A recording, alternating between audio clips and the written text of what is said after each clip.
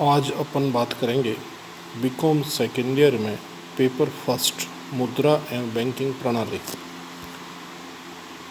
मुद्रा एवं बैंकिंग प्रणाली के अंतर्गत सर्वप्रथम हम यह जानने की कोशिश करेंगे कि मुद्रा होती क्या है और मुद्रा के माध्यम से हम अर्थव्यवस्था में किस प्रकार से नए आयाम प्राप्त कर सकते हैं। आज का हमारा पहला चैप्टर है मुद्रा की परिभाषा एवं कार्य। मुद्रा की परिभाषा एवं कार्य के संदर्भ में जब हम देखना शुरू करते हैं तो हमें थोड़ा सा यह जानना आवश्यक है कि मुद्रा किस प्रकार से हमारे जीवन में महत्व रखती है। मुद्रा शब्द का प्रयोग भारत में प्राचीन काल से ही किया जा रहा है। परिचय के रूप में प्रयुक्त मुद्रा धीरे धीरे विनिमय के माध्यम के रूप में उपयोग में लाई जाने लगी। हिंदी भाषा का शब्द मुद्रा अंग्रेजी भाषा में मनी का रूपांतरण है।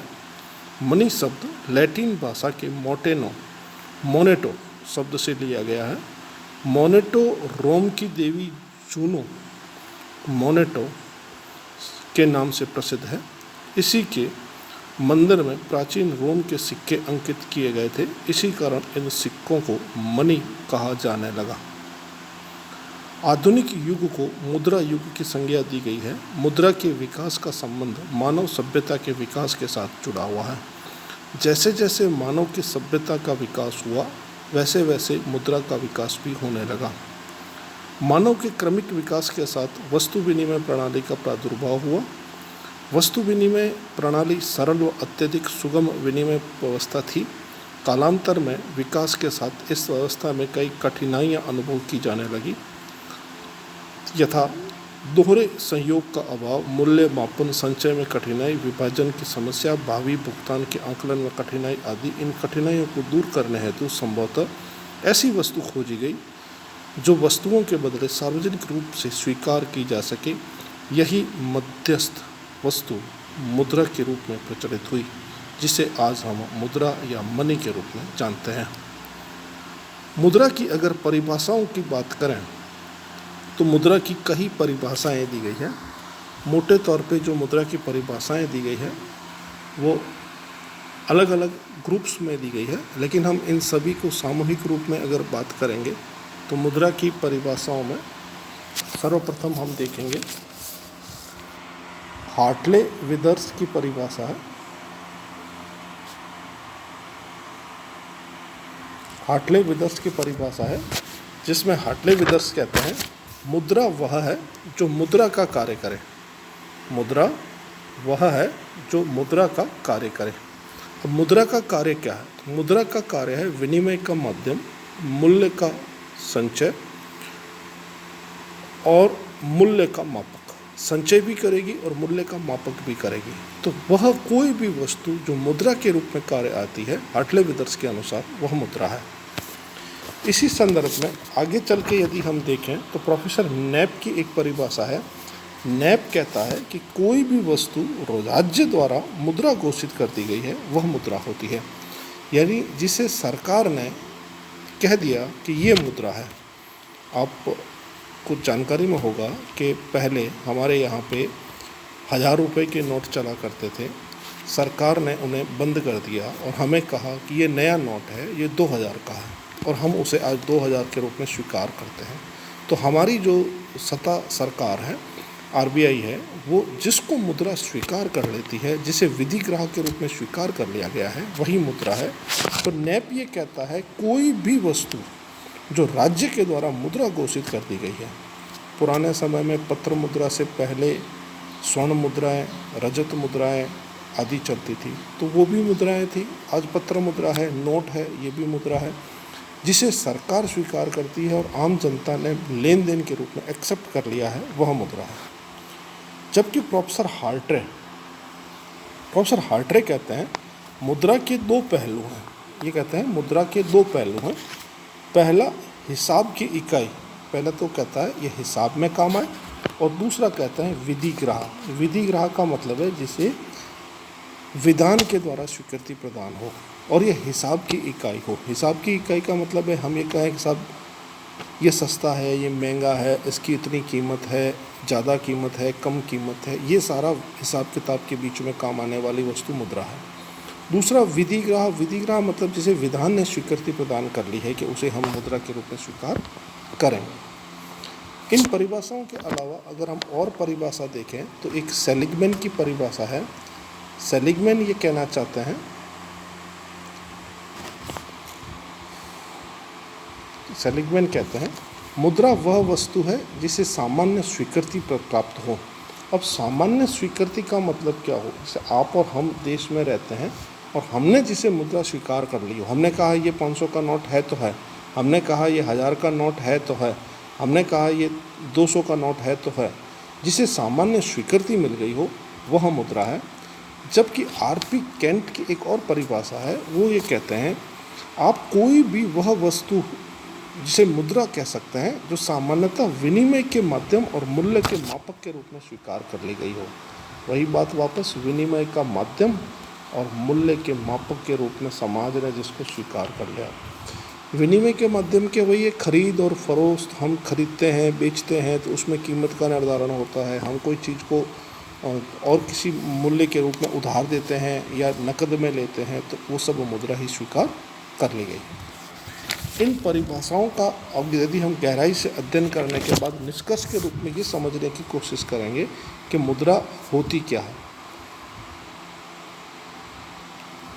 उपर्युक्त परिभाषाओं के आधार पर मुद्रा में निम्नलिखित गुण पता चलता है। अब ये पता लगा कि मुद्रा में निम्नलिखित गुण होने चाहिए, निम्नलिखित विशेषताएं होनी चाहिए। पहला है मुद्रा में सर्वमान्यता का गुण होना चाहिए। सर्वमान्यता का मतलब है जिसे सारे देश ने, सभी ने स्वीकार कर लिया हो, अर्थात विनिमय के रूप में मुद्रा की स्वतंत्र स्वीकृति होनी चाहिए। किसी के ऊपर जोर जबरदस्ती नहीं है। हिंदुस्तान में कोई भी व्यक्ति रहता है और वो ये कहे कि मैं ये 100 का नोट नहीं लूँगा, ये मैं इसको एक्सेप्ट नहीं करता। जैसे कुछ समय पहले मार्केट में आपने देखा होगा 10-10 रुपए के सिक्के चले, अभी भी प्रचलन में है। कुछ सिक्के दुकानदार लेते हैं, कुछ सिक्के दुकानदार नहीं लेते हैं। तो रिजर्व बैंक ऑफ इंडिया ने एक नोटिफिकेशन निकाला और उस नोटिफिकेशन एक्सेप्ट किया कि कोई भी 10 रुपये का सिक्का अगर लेने से मना करता है तो उसके खिलाफ कानूनी कार्रवाई किया जाएगी। कारण ये है कि कोई भी करेंसी जब सर्वमान्य है, जो सरकार ने जारी कर दी, उसे लेने से कोई भी व्यक्ति मना नहीं कर सकता बिना कारण के। लोग नहीं लेते हैं, सब 10 का सिक्का नहीं लेंगे, हम तो नोट ले लेंगे, ऐसा नहीं कर सकते। उसको स्वतंत्र स्वीकृति प्राप्त होनी चाहिए और सभी लोगों द्वारा मूल्य तथा ऋणों के भुगतान में स्वीकार कर लेनी चाहिए, वह मुद्रा होती है। पहला तो विशेषता ये पाई गई कि सर्वमान्य का गुण होना चाहिए, मुद्रा की स्वतंत्र स्वीकृति होनी चाहिए और मूल्य और ऋणों के भुगतान में उसे स्वीकार किया जाना चाहिए। दूसरी विशेषता यह है, मुद्रा के लिए ये आवश्यक है कि वो विनिमय के माध्यम के साथ साथ वस्तुओं के मूल्य मापक का भी कार्य करे। वस्तुओं के मूल्य मापक का कार्य कैसे?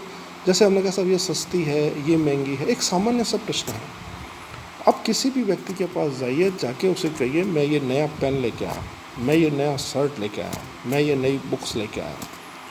अगले व्यक्ति का पहला प्रश्न यही होगा, कितने में लाया, कितने में लाया, ये पेन कितने में लिया, ये गाड़ी कितने में ली, ये चीज़ कितने में खरीदी।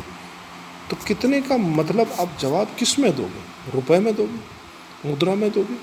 वही मुद्रा है जो विनिमय के माध्यम के साथ साथ मूल्य मापन का कार्य करती है। तब व्यक्ति कहेगा यार तू तो सस्ती लेके आ गया, तू तो महंगी लेके आ गया।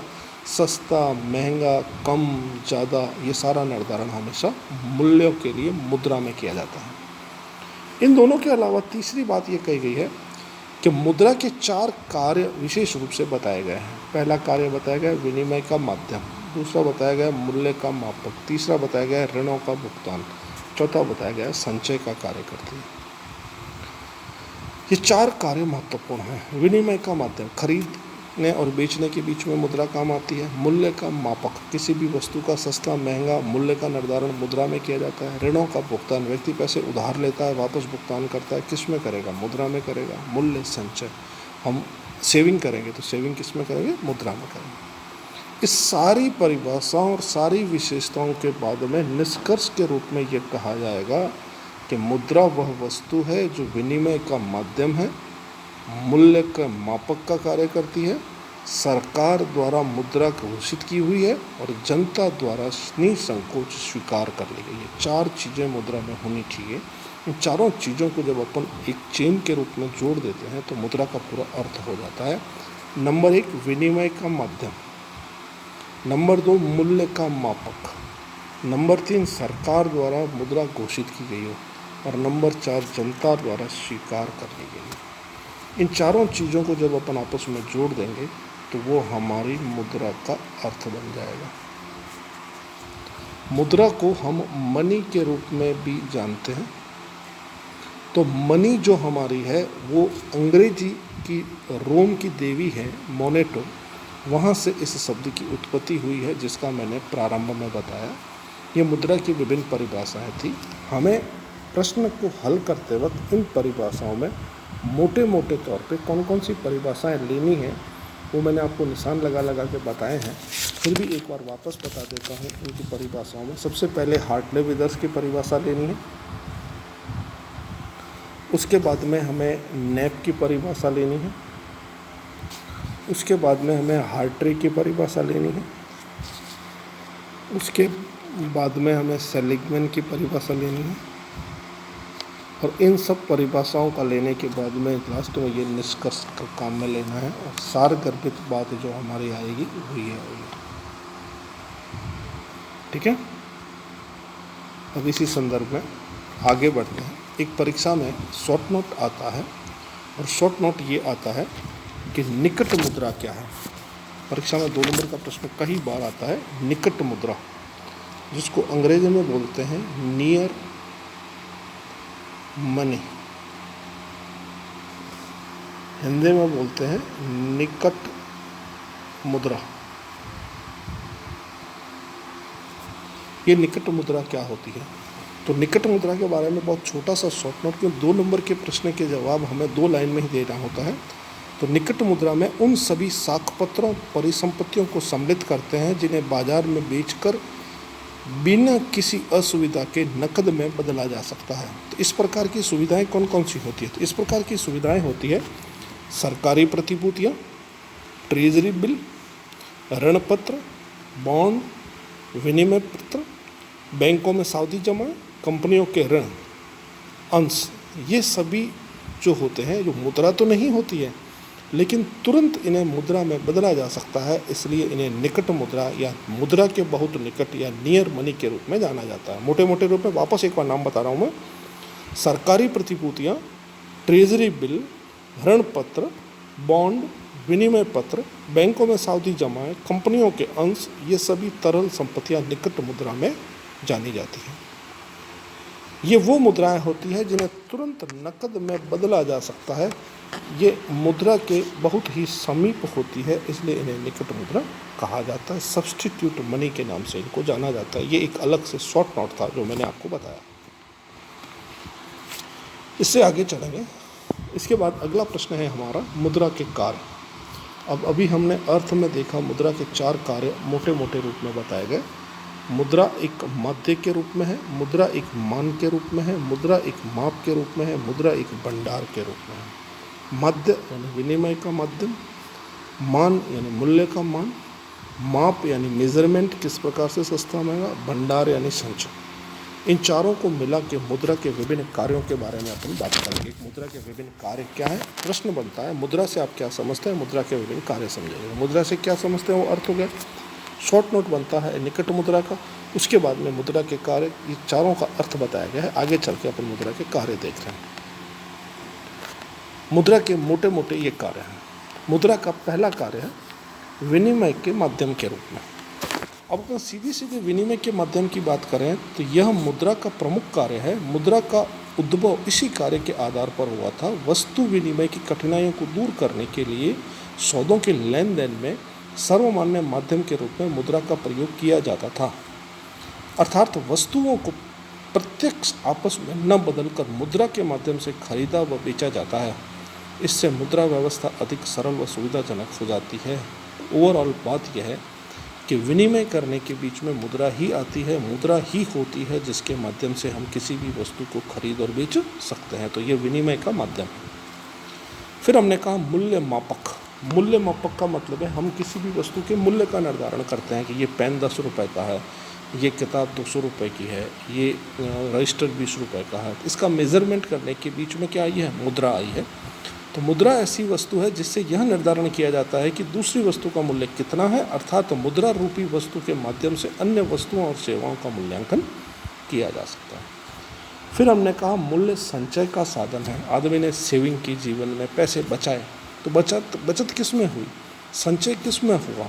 तो मुद्रा के आविष्कार के साथ साथ समाज को वस्तुओं के मूल्य संचय की सुविधा भी प्राप्त होती है। वस्तु विनिमय प्रणाली में वस्तुओं का संग्रह ही किया जा सकता है, जिससे नष्ट होने तथा मूल्यों में कमी होने की अधिक संभावना रहती थी, किंतु मुद्रा के माध्यम से धन संचय और पूंजी निर्माण संभव हुआ। अगला है स्थगित भुगतान का आधार। स्थगित भुगतान कहते हैं डेफर्ड पेमेंट। मुद्रा के माध्यम से सौदों का तत्काल भुगतान न कर उसे भविष्य में स्थगित किया जाता है, जिसे हम कहते हैं उधार ले लिया हमने कि यार अभी तो मेरे पास इतने पैसे हैं नहीं, आप लोन करवा लो, फाइनेंस करवा लो। तो ये लोन करवाना, फाइनेंस करवाना, अभी आप कार ले जाओ, अभी आप मोटरसाइकिल ले जाओ, 2000 डाउन पेमेंट दो, बाकी का पैसा किस्तों में दे देना। ये सारा जो डेफर्ड पेमेंट जिसको बोलते हैं, मुद्रा नहीं होती तो किस में करते हैं? तो मुद्रा ही वह है जो स्थगित भुगतान का आधार है। उसके बाद में मूल्य हस्तांतरण। प्रश्न ये पैदा होता है मूल्य हस्तांतरण होता क्या है? मुद्रा के माध्यम से किसी भी वस्तु या संपत्ति के मूल्य की गणना कर उसे आसानी से एक व्यक्ति से दूसरे व्यक्ति को हस्तांतरित किया जा सकता है। हम कोई कार बेचते हैं, मकान बेचते हैं, संपत्ति बेचते हैं, तो लेते क्या है बदले में? मुद्रा लेते हैं। मुद्रा ही हस्तांतरण का आधार है। अगला है मूल्य यंत्र। मूल्य यंत्र यानी प्राइस मैकेनिज्म। अब इसमें प्रोफेसर मार्शल ने स्पष्ट कहा है मुद्रा वह धुरी है जिसके चारों ओर अर्थतंत्र चक्कर लगाता है। ये अगले चैप्टर में हम देखेंगे कि किस प्रकार से मुद्रा अर्थतंत्र के चक्कर लगाती है। मार्शल के कोटेशन के ऊपर पूरा प्रश्न घूमता है। तो पूरी इकोनॉमी जो है वो मुद्रा के इर्द गिर्द ही घूमती है। अगर मुद्रा नहीं होती तो इकोनॉमी घूमती किसके लिए, हम काम किसके लिए करते? तो अर्थव्यवस्था का आधार, मूल्य यंत्र का आधार यानी पूरा अर्थतंत्र इस मुद्रा के इर्द गिर्द घूमता है। स्पष्ट है कि मुद्रा के माध्यम से अर्थव्यवस्था में गति प्रदान करने हेतु मूल्य यंत्र का निर्माण किया जाता है। सस्ता महंगा ये सारी चीज़ जो उत्पादन, विनिमय, वितरण की संपूर्ण गतिविधियों को प्रभावित करता है। ये थे मुद्रा के स्थितिक कार्य। अब हम बात करेंगे प्राविगिक कार्य। एक प्रश्न उत्पन्न होता है स्थितिक क्या होता है, प्राविगिक क्या होता है? स्थितिक का मतलब ये होता है कि वह कार्य जो लगते तो ऐसे हैं कि ये स्थिर हैं बट स्थिर होते नहीं हैं, उनमें परिवर्तन होता है परंतु परिवर्तन की दर एक समान होती है, जो हमें परिवर्तन नज़र नहीं आता। अब कितना भी सूर्य के सामने आंख लगा के किसी भी मशीन से पकड़ लो, सूर्य की गति को आप पकड़ नहीं सकते बट वो परिवर्तन होती है। किसी भी व्यक्ति की उम्र बढ़ती है, किसी भी बच्चे की लंबाई बढ़ती है, किसी भी पेड़ की लंबाई बढ़ती है, लेकिन आप रोज़ देखो आपको नहीं नज़र आएगा, लेकिन कुछ समय बाद देखोगे तो पता लगेगा परिवर्तन हुआ है। व्यक्ति छोटा हो गया, बड़ा हो गया, दुबला हो गया, मोटा हो गया, इस समय के बाद परिवर्तन होता है। इसे प्राविगिक कहते हैं। एक हमेशा एक जैसा लगेगा बट कुछ समय के बाद देखेंगे तो परिवर्तन प्राविगिक बोलते हैं, सॉरी स्थितिक बोलते हैं, जो स्थिर रहता है, लगभग एक जैसा ही दिखता है। प्राविगिक वो होता है जिसमें दिन प्रतिदिन परिवर्तन संभव है, यानी प्राविगिक के अंतर्गत वो तमाम परिवर्तन संभव है जो दिन प्रतिदिन होते हैं। दिन प्रतिदिन का मतलब परिवर्तनशील ही है, इसमें स्थिर कुछ नहीं है। इसमें नंबर 1 है राष्ट्रीय आय का वितरण। अब प्रतिवर्ष राष्ट्र की आय निकाली जाती है, तो वर्ष भर में वस्तुओं के उत्पादित सेवाओं के बाजार मूल्य के योग को राष्ट्रीय आय कहते हैं। अब उत्पादन है, मूल्य है, व्यय है, योग है इत्यादि राष्ट्रीय आय से संबंधित सभी तत्वों का विश्लेषण, आय का वितरण मुद्रा के माध्यम से ही संभव है। अगर मुद्रा नहीं होगी तो नेशनल इनकम निकालते किस में? तो हमारे नेशनल इनकम किस में निकलती है? मुद्रा। मुद्रा होगी तो राष्ट्रीय आय का मापक है। फिर बात करते हैं साख का आधार। अब ये साख क्या होती है? तो साख के बारे में आपको भी पता है कि बैंकें दो प्रकार की होती है। एक होती है व्यापारिक बैंकें और एक होती है केंद्रीय बैंक। केंद्रीय बैंकों को रिजर्व बैंक ऑफ इंडिया बोलते हैं। व्यापारिक बैंकों को सभी प्रकार की बैंकें जिनमें हम खाते खोलते हैं सब व्यापारिक बैंक हैं। देश की सबसे बड़ी व्यापारिक बैंक SBI है। व्यापारिक बैंकें साख का निर्माण करती है और केंद्रीय बैंक साख को नियंत्रित करती है, यानी credit creation bye commercial bank and credit control by reserve bank of India. तो साख का निर्माण बैंकें ही करती है और बैंकें जो साख का निर्माण करती है उसी के आधार मुद्रा होती है। मुद्रा नहीं होगी तो साख बनेगी कैसे? तो हम ये कहना चाहते हैं कि बैंकों के माध्यम से साख निर्माण मुद्रा से ही संभव है। निकट मुद्रा के रूप में, अभी जो पीछे शॉर्ट नोट गया था कि निकट मुद्रा होती क्या, अब बात बता रहे हैं वापस। निकट मुद्रा के रूप में चेक है, प्रतिज्ञा पत्र है, विनिमय बिल है, साख पत्र है, इन इत्यादि का चलन हुआ है। यह सब प्रपत्र मुद्रा व्यवस्था के ही आधार हैं और जिससे साख का निर्माण होता है। तीसरी बात कही, पूंजी की उत्पादकता में वृद्धि। मुद्रा संपत्ति का सर्वाधिक तरल रूप है। यही कारण है कि उपलब्ध पूंजी की उत्पादकता में मुद्रा के माध्यम से ही पूंजी की वृद्धि की जा सकती है। बिना प्रयोग के बेकार पड़ी संपत्ति को बेचकर मुद्रा में परिवर्तित कर उसकी उत्पादकता को बढ़ाया जा सकता है। उसके बाद बात करेंगे हम आर्थिक विकास में गति प्रदान करता है। मुद्रा के माध्यम से पूंजी की गतिशीलता को बढ़ाकर उत्पादन के निर्धारित लक्ष्यों को प्राप्त किया जा सकता है। हम यदि हमारा जो प्रोडक्शन का लक्ष्य है उसे प्राप्त करने के लिए हमें कुछ चाहिए तो वो मुद्रा चाहिए। मुद्रा होगी तो हमारी वर्किंग कैपिटल बढ़ेगी, वर्किंग कैपिटल होगी तो हमारा प्रोसेसिंग बढ़ेगा, प्रोसेसिंग बढ़ेगा तो हम राष्ट्र निर्माण में आगे आएंगे, अर्थव्यवस्था हमारी आगे जाएगी। फिर है हमारा मूल्य स्तर पर नियंत्रण।